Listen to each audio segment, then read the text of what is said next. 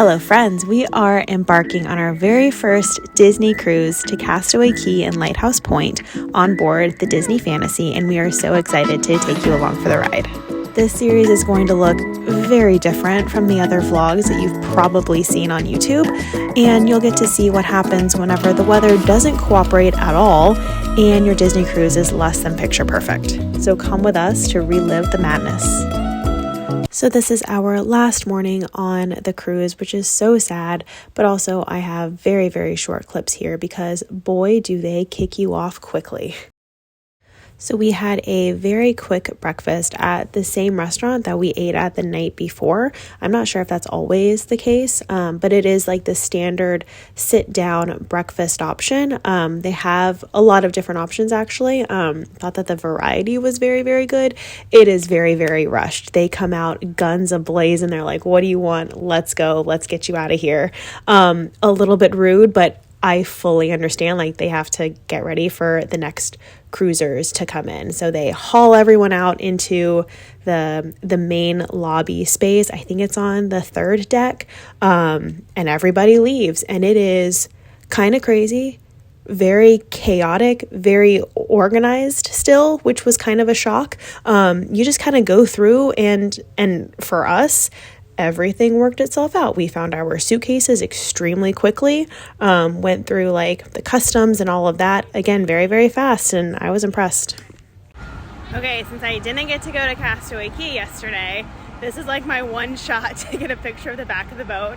I'm like walking on the side of the parking garage. I'm gonna get this picture.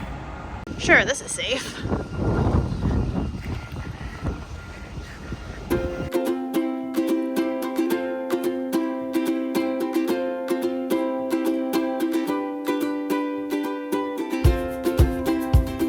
So one thing that we weren't sure on is when we should book the flight leaving. They tell you not to book your flight before 10 a.m., but it's about a 1-hour drive to and from the airport from Port Canaveral. So our flight was at 4. We wanted to have a lot of time. So we went to the Kennedy Space Center, really just so that my kiddo could run around. And I want her to sleep on that flight. So I'm just like, where can we go that we can run? and play and stuff like that. This place it's pricey. It was about $75 per person, which is a lot. But I figured we could go run around, see some rockets, look at some stuff. Again, she's about 2.5, so we didn't read or anything like that. But again, it's a sweet little outdoor space, a bunch of rockets. She's learning, okay?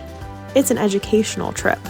But anyway, in all seriousness, this place is so cool. It's so great. Even for the 2-year-olds, it was so cool to see all of like the rockets. You get to be super up close to them, see them in scale, and even like the indoor stuff. So cool, so interactive. I loved it. So here's kind of what we did. We were only there for like an hour, maybe 2 hours. We did not fully take everything in or do everything. Again, it was really just what does my kiddo want to run around and look at and see, just trying to get her to sleep during that flight at 4 p.m.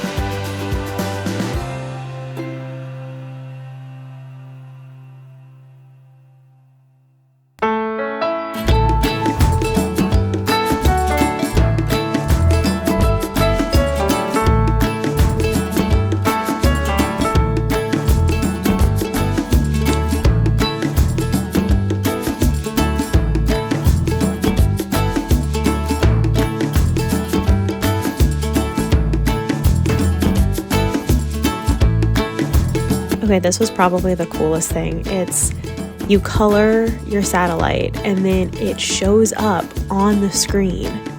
We thought it was so cool. We did it like 4 or 5 times. It was awesome. You just put the piece of paper there and it pops up on screen. It's like magic. We loved it.